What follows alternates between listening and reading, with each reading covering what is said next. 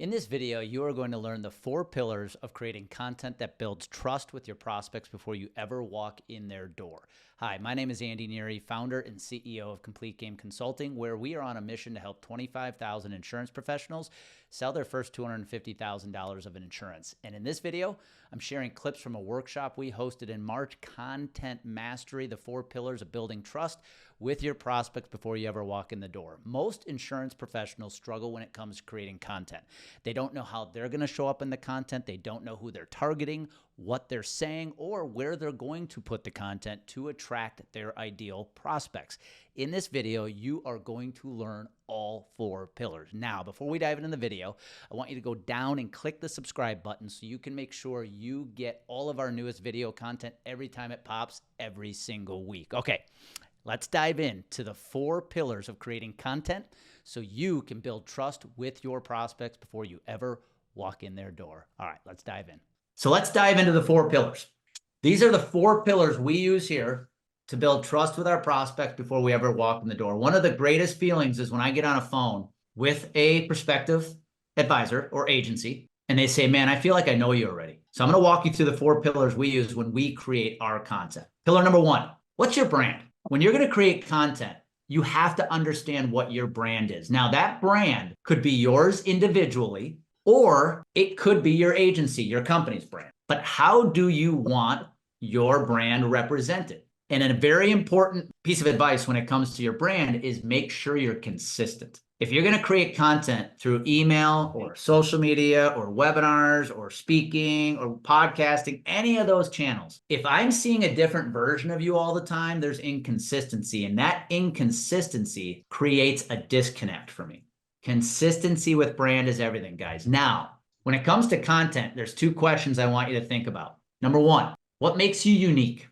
So whether it's you or your company, what makes you unique? What is going to make you look different when you post content compared to others in the industry?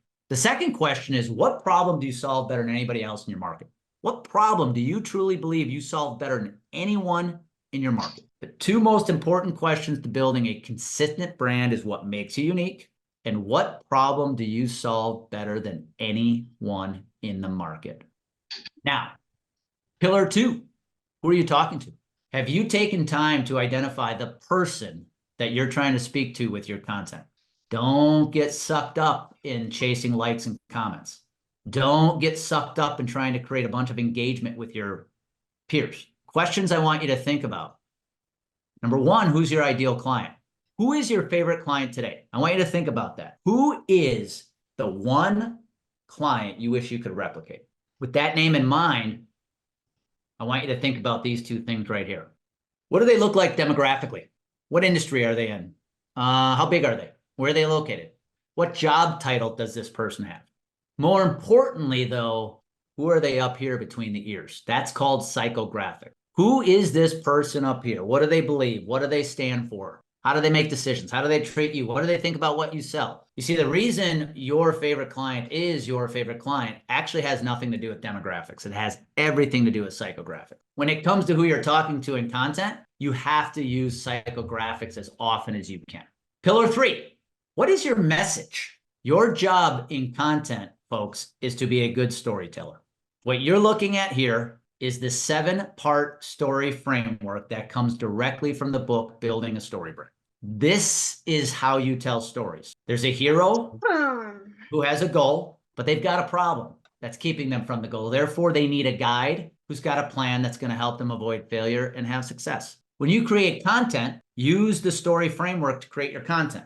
Whether it's recording a video, a webinar, a podcast, guys, this workshop I'm doing for you right now, if you followed how I walked you through it, it is literally going through the framework. Everything you do with content is one big story frame. When you create content, you need to make sure your job is to tell stories. We like to say, quit selling pitches, start selling stories. The magic in storytelling is done through personal stories and education. If you want to create content that's effective, you want to create content that turns connections into conversations on LinkedIn, focus on these 2 things right here. if we go back to pillar number one, which is what is your brand? Who are you? Right? I asked you, what makes you unique? And what problem do you solve better than anybody else? The what makes you unique is your story. This is where I'm giving you permission to talk about yourself a little bit. Why is that important? Well, it's important because I need you to get to know me a little bit. Because if I let you get to know me a little bit, two things happen. Based on who I am and what I believe and the things I'm into, if you're a prospect of mine and you're into those same things or you have similar beliefs, guess what? You and I are going to start liking each other. We're going to start aligning. You're going to start resonating with me, and I'm going to resonate with you. And over time, if you see that consistently enough, you're going to start liking me. We've never met yet. Now, the educational content is where you're going to spend the majority of your time. Why is that important? Because you got to teach your prospects. Remember, we trust people we see, we trust people we know, and we trust people we learn from. Trusting people you learn from is a big component. So my challenge to you is, how much are you willing to share through content? Whether that's social media, email, podcast, webinars, public speaking, I don't care. How much are you willing to share? The more you share, the better this gets. Now, pillar number 4, you have one job: talk to your prospects. But it's a lot easier said than done. Why? Because when you go on a platform like LinkedIn, you're going to get FOMO. You're going to want to create a post that all your peers like, but that doesn't help you grow your business. The problem people have with good content that speaks directly to their prospects comes with less likes and it comes with less comments, but it works.